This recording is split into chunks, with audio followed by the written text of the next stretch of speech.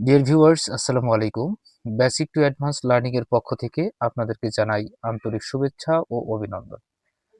Dear viewers, আজকে আমাদের আলোচনার বিষয়বস্তু হচ্ছে ১৯তম শিক্ষক নিবন্ধন প্রস্তুতি। ১৯তম শিক্ষক নিবন্ধন প্রস্তুতি। আপনি যদি ১৯তম শিক্ষক নিবন্ধন প্রার্থী হন, তাহলে আপনার উচিত আপনার বিগত যতগুলো নিবন্ধন পরীক্ষা হয়েছিল সকল নিবন্ধন পরীক্ষার প্রশ্ন সলিউশন করতে হবে। তো এই মর্মে আজকে আমাদের আয়োজন প্রাচীন বাংলার ইতিহাস। এখান থেকে প্রতিবারে দেখা যায় যে ১ মার্ক কমন আসে। ১ মার্ক কমন আসে। তো আমরা আজকে ৬ষ্ঠ থেকে ১৮তম শিক্ষক নিবন্ধন পরীক্ষায় যতগুলো প্রশ্ন এসেছিল সকল প্রশ্ন সমাধান করব। আর এই পিডিএফটি আপনারা মাত্র ৳৩৫ পেতে পারেন উত্তর সহকারে। পিডিএফটি নিতে যোগাযোগ করতে পারেন হোয়াটসঅ্যাপ নাম্বার 01788604483 এই নাম্বারে। মাত্র ৳৩৫ আপনি উত্তর সহকারে পিডিএফটি পেতে পারেন। আর আপনি যদি পিডিএফটি না নেন, তাহলে অবশ্যই আপনি এই যে ভিডিওটি রয়েছে সেই ভিডিওটি ডাউনলোড করে রাখবেন। পরবর্তীতে দেখলে আপনার একটা ভালো প্রস্তুতি হবে। তো চলুন কথা না বাড়িয়ে আমরা ভিডিওটি শুরু করি। তো আমাদের প্রথম প্রশ্ন যে বাংলার সর্বপ্রাচীন জনপদ কোনটি? বাংলার সর্বপ্রাচীন জনপদ কোনটি? উত্তর পুন্ড। বাংলার সর্বপ্রাচীন জনপদের নাম হচ্ছে পুন্ড। এটি ১৭তম শিক্ষক নিবন্ধন কলেজ পর্যায়ে আসা একটি প্রশ্ন। এর পরবর্তী ২ নম্বর প্রশ্ন। তো ২ নম্বর প্রশ্নটি হচ্ছে যে ঢাকার ধোলাইখাল কে খনন করেন? ঢাকার ধোলাইখাল কে খনন করেন? তো এটিও ১৭তম শিক্ষক নিবন্ধন পরীক্ষায় কলেজ পর্যায়ে আসা আরেকটি প্রশ্ন। তো ঢাকার ধোলাইখাল, আমরা যেটাকে ধোলাইখাল বলি, সেটার আরেকটা নাম হচ্ছে বুড়িগঙ্গা নদী। ঠিক আছে? তো এই বুড়িগঙ্গা নদী কে খনন করেন? উত্তর হচ্ছে বুড়িগঙ্গা নদী খনন করেন ইসলাম খান। উত্তর হচ্ছে আমাদের ইসলাম খান। এই ইসলাম খান বুড়িগঙ্গা নদী খনন করেন। এর পরবর্তী প্রশ্ন ৩ নাম্বার, যে প্রাচীন বাংলার প্রথম স্বাধীন শাসকের নাম কি? তাহলে প্রাচীন বাংলার প্রথম স্বাধীন শাসকের নাম কি? এটি ১৭তম শিক্ষক নিবন্ধন স্কুল পর্যায়ে 2 তে আসা আরেকটি প্রশ্ন। তাহলে প্রাচীন বাংলার প্রথম স্বাধীন শাসকের নাম হচ্ছে শশাঙ্ক। উত্তর হচ্ছে শশাঙ্ক। তাহলে প্রাচীন বাংলার প্রথম স্বাধীন শাসকের নাম হচ্ছে শশাঙ্ক। এটি অবশ্যই আপনাকে মনে রাখতে হবে। মোস্ট ইম্পর্টেন্ট একটি প্রশ্ন। এর পরবর্তী ৪ নম্বর প্রশ্ন দেখেন, যে বাঙালির দৈহিক গড়নে সবচেয়ে বেশি মিল রয়েছে কোন জাতিগোষ্ঠীর সাথে? তাহলে বাঙালির দৈহিক গড়নে সবচেয়ে বেশি মিল রয়েছে কোন জাতিগোষ্ঠীর সাথে? এটি ১৭তম শিক্ষক নিবন্ধন স্কুল পর্যায়ে 2 তে আসা আরেকটি প্রশ্ন। তাহলে বাংলার দৈহিক গড়নে সবচেয়ে বেশি মিল রয়েছে কোন জাতিগোষ্ঠীর সাথে? উত্তর হচ্ছে অস্ট্রোলয়েড বা অস্ট্রিক জাতির সাথে বাংলার জাতিগোষ্ঠীর সবচেয়ে বেশি মিল রয়েছে। তাহলে উত্তর হচ্ছে আমাদের অস্ট্রয়েড বা অস্ট্রিক। অস্ট্রিক জাতি সম্প্রদায়ের সাথে, মানে জাতিগোষ্ঠীর সাথে বাঙালি দৈহিকরণে অনেক মিল পাওয়া যায়। এর পরবর্তী প্রশ্ন আমাদের ৫ নাম্বার, যে ৭৬-এর মন্বন্তর বলা হয় বাংলা কোন সনকে? ৭৬-এর মন্বন্তর বলা হয় বাংলা কোন সনকে? এটি ১৪তম শিক্ষক নিবন্ধন ও ১৫তম প্রভাষক নিবন্ধন পরীক্ষায় আসা আরেকটি প্রশ্ন। যে ৭৬-এর মন্বন্তর বলা হয় বাংলা কোন সনকে? উত্তর ১১৭৬। উত্তর ১১৭৬। এই ১১৭৬ সনকে বলা হয় আমাদের ৭৬-এর মন্বন্তর। তাহলে উত্তর হচ্ছে আমাদের খ নাম্বার, যে ১১৭৬। এর পরবর্তী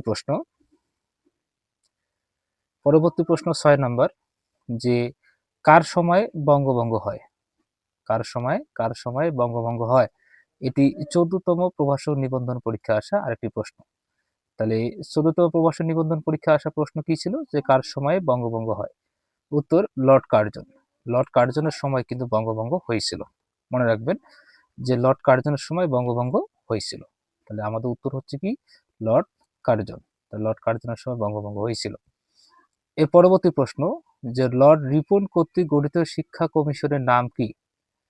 তাহলে লর্ড রিপন কর্তৃক প্রণীত শিক্ষা কমিশনের নাম হচ্ছে আমাদের এটিও ১৩তম প্রভাষক নিবন্ধন পরীক্ষা আসা প্রশ্ন। এটির নাম হচ্ছে হান্টার কমিশন। উত্তর হচ্ছে হান্টার কমিশন। খেয়াল রাখবেন যে লর্ড রিপন কর্তৃক গঠিত শিক্ষা কমিশন নাম হচ্ছে হান্টার কমিশন। এটি অবশ্যই আপনি মাথায় রাখবেন। তাহলে হান্টার কমিশন, এটি হচ্ছে আমাদের উত্তর। আচ্ছা, এর পরবর্তী প্রশ্ন দেখেন, যে আমাদের ৮ নম্বর প্রশ্ন। ৮ নম্বর প্রশ্ন কি বলছে? যে বাঙালি জাতির প্রথম অংশ কোন মূল জাতিগোষ্ঠীর অন্তর্ভুক্ত? যে বাঙালি জাতির প্রথম অংশ কোন মূল জাতিগোষ্ঠীর অন্তর্ভুক্ত? তো এটি 16তম শিক্ষক নিবন্ধন পরীক্ষা আসা আরেকটি প্রশ্ন। তাহলে বাঙালি জাতির প্রথম অংশ কোন মূল জাতিগোষ্ঠীর অন্তর্গত? উত্তর হচ্ছে অস্ট্রিক। অস্ট্রিক জাতির অন্তর্ভুক্ত। তাহলে বাঙালি জাতির প্রথম অংশ কোন মূল জাতিগোষ্ঠীর অন্তর্ভুক্ত? উত্তর হচ্ছে অস্ট্রিক। তাহলে উত্তর হচ্ছে আমাদের অস্ট্রিক। তাহলে অস্ট্রিক জাতিগোষ্ঠীর অন্তর্ভুক্ত। এর পরবর্তী 9 নম্বর প্রশ্ন, যে সর্বপ্রথম বঙ্গদেশের নাম পাওয়া যায় কোন গ্রন্থে? সর্বপ্রথম বঙ্গদেশের নাম পাওয়া যায় কোন গ্রন্থে? এটি 16তম শিক্ষক নিবন্ধন স্কুল পর্যায়ে 2 তে আসা আরেকটি প্রশ্ন। উত্তর হচ্ছে ঐতিহ্য আরণ্যক। ঐতিহ্য আরণ্যক গ্রন্থে, ঠিক আছে, সর্বপ্রথম বঙ্গদেশের নাম পাওয়া যায়। তাহলে আমাদের উত্তর হচ্ছে ঐতিহ্য আরণ্যক গ্রন্থে সর্বপ্রথম বঙ্গদেশের নাম পাওয়া যায়। আচ্ছা, এর পরবর্তী দেখেন 10 নম্বর প্রশ্ন। 10 নম্বর প্রশ্ন, যে প্রাচীন জনপদগুলোকে একত্রিত করে গৌড় রাজ্য প্রতিষ্ঠা করেন কে? প্রাচীন জনপদগুলোকে একত্রিত করে গৌড় রাজ্য প্রতিষ্ঠা করেন কে? তাহলে এটি 13তম শিক্ষক নিবন্ধন স্কুল পর্যায়ে 2 তে আসা আরেকটি প্রশ্ন। তাহলে প্রাচীন জনপদগুলোকে একত্রিত করে গৌড় রাজ্য প্রতিষ্ঠা করেন শশাঙ্ক। উত্তর হচ্ছে আমাদের শশাঙ্ক। তাহলে শশাঙ্ক প্রাচীন যে জনপদগুলো ছিল সেগুলোকে একত্রিত করে গৌড় রাজ্য প্রতিষ্ঠা করেন। উত্তর হচ্ছে শশাঙ্ক। এর পরবর্তী 11 নম্বর প্রশ্ন। তো 11 নম্বর প্রশ্ন দেখেন, যে নাসিরাবাদের বর্তমান নাম কি? দেখেন, নাসিরাবাদের বর্তমান নাম কি? এটি 12তম প্রভাষক নিবন্ধন পরীক্ষা আসা একটি প্রশ্ন। 12তম প্রভাষক নিবন্ধন পরীক্ষায় আসা একটি প্রশ্ন, যে নাসিরাবাদের বর্তমান নাম কি? উত্তর ময়মনসিংহ। নাসিরাবাদের বর্তমান নাম হচ্ছে ময়মনসিংহ। খেয়াল রাখবেন যে নাসিরাবাদের বর্তমান যে নাম সেটি হচ্ছে আমাদের ময়মনসিংহ। উত্তর কিশোরগঞ্জ হবে না, একটা ময়মনসিংহ উত্তর, এটি হবে না। আচ্ছা, তাহলে ময়মনসিংহ উত্তর। আচ্ছা, এর পরবর্তী প্রশ্ন দেখেন। এর পরবর্তী প্রশ্ন হচ্ছে আমাদের, এর পরবর্তী 12 নম্বর প্রশ্ন দেখেন। তো 12 নম্বর প্রশ্ন কি বলছে, যে প্রাচীন বাংলার সমতট বলতে কোন কোন অঞ্চলকে বোঝানো হতো? তাহলে প্রাচীন বাংলার সমতট বলতে কোন কোন অঞ্চলগুলোকে বোঝানো হতো? তাহলে এটি 11তম প্রভাষক নিবন্ধন পরীক্ষা আসা আরেকটি প্রশ্ন। তাহলে উত্তর হচ্ছে কুমিল্লা ও নোয়াখালী। উত্তর হচ্ছে কুমিল্লা ও নোয়াখালী। তাহলে প্রাচীন বাংলা দেখেন, তাহলে প্রাচীন বাংলার সমতট বলতে কুমিল্লা ও নোয়াখালী অঞ্চলকে বোঝানো হতো। উত্তর শুধুমাত্র কুমিল্লা ও নোয়াখালী, ডাবল পড়ছে, এটা হবে না। তাহলে কুমিল্লা ও নোয়াখালী, এখানে উত্তর হচ্ছে আমাদের কুমিল্লা ও নোয়াখালী এটি। আচ্ছা, এর পরবর্তী দেখেন। এর পরবর্তীতে দেখেন আমাদের প্রশ্ন হচ্ছে কত, 13 নম্বর, যে কোন মুঘল সম্রাটের সময় লালবাগ দুর্গ নির্মাণ করা হয়েছিল? কোন মুঘল সম্রাটের সময় লালবাগ দুর্গ নির্মাণ করা হয়েছিল? উত্তর আওরঙ্গজেব। এটা আওরঙ্গজেব হবে, এটা কখনোই হবে না। এখানে এটা দাগ পড়লো। আচ্ছা, এটা হবে না এখানে। তাহলে উত্তর হচ্ছে আওরঙ্গজেব। উত্তর হচ্ছে কি? আওরঙ্গজেব। তাহলে আমাদের উত্তর আওরঙ্গজেব। এটা অবশ্যই মাথার মধ্যে রাখবেন যে কোন মুঘল সম্রাটের সময় লালবাগ দুর্গ নির্মাণ করা হয়েছিল? উত্তর হচ্ছে আওরঙ্গজেব। এর পরবর্তী প্রশ্ন, যে চিরস্থায়ী বন্দোবস্তের প্রবর্তক কে? এটি 8ম প্রভাষক নিবন্ধন পরীক্ষা আসা একটি প্রশ্ন। চিরস্থায়ী বন্দোবস্তের প্রবর্তক কে? উত্তর হচ্ছে লর্ড কর্নওয়ালিস। লর্ড কর্নওয়ালিস হচ্ছে চিরস্থায়ী বন্দোবস্তের প্রবর্তক। তাহলে উত্তর কি হবে? Lord Cornwallis. তাহলে লর্ড কর্নওয়ালিসই ছিলেন আমাদের চিরস্থায়ী বন্দোবস্তের প্রবর্তক। এর পরবর্তী 15 নম্বর প্রশ্ন।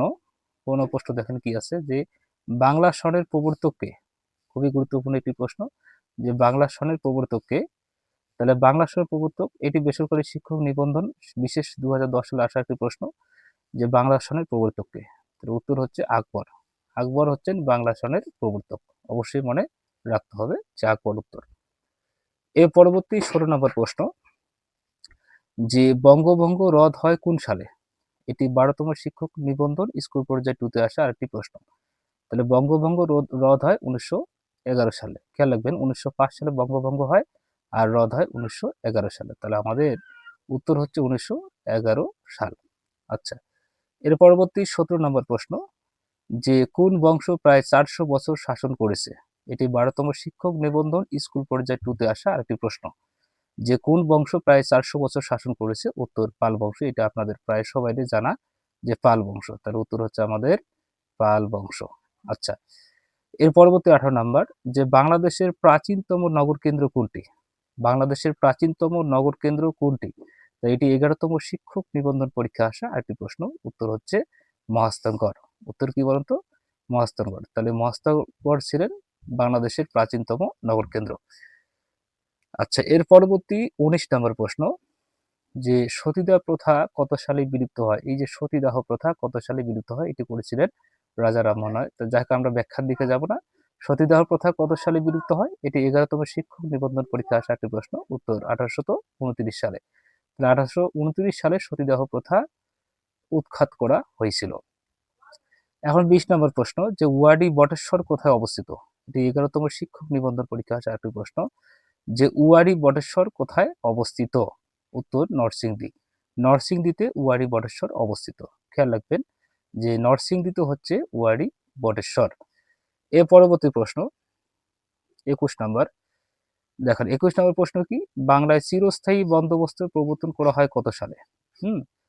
দেখেন যে বাংলায় চিরস্থায়ী বন্দোবস্ত প্রবর্তন করা হয় কত সালে?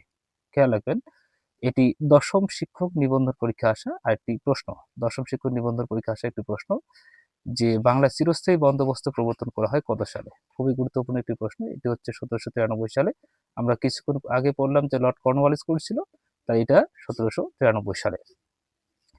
এর পরবর্তী প্রশ্ন হচ্ছে 22 নম্বর। তাহলে এশিয়াটিক সোসাইটির প্রতিষ্ঠাতা কে?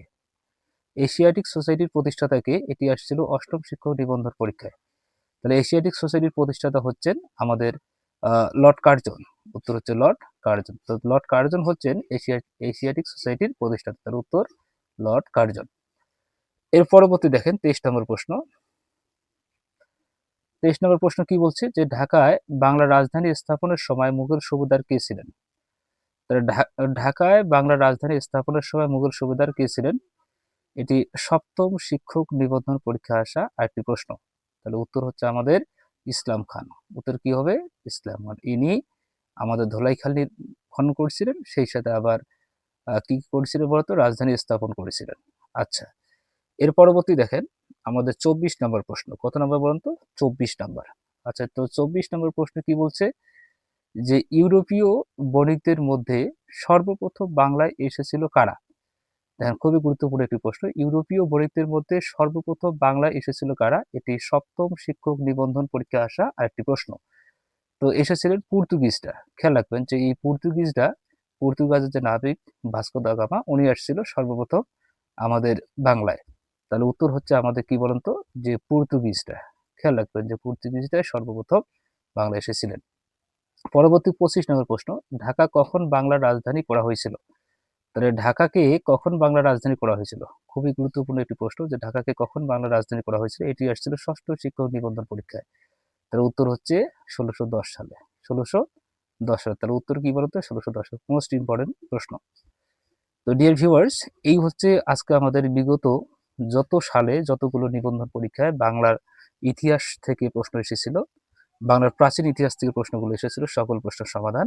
আপনারা যদি এই পিডিএফটি উত্তর সহকারে, মানে উত্তরমালা সহকারে যদি আপনারা নিতে চান, তাহলে অবশ্যই মাত্র 35 টাকার বিনিময়ে যোগাযোগ করবেন আমার দেওয়া হোয়াটসঅ্যাপ নাম্বারে। আর যদি আপনারা পিডিএফটি না নেন, তাহলে অবশ্যই ভিডিওটি ডাউনলোড করবেন, পরবর্তীতে আপনার কাজে লাগবে। আজকে এই পর্যন্ত। আল্লাহ হাফেজ।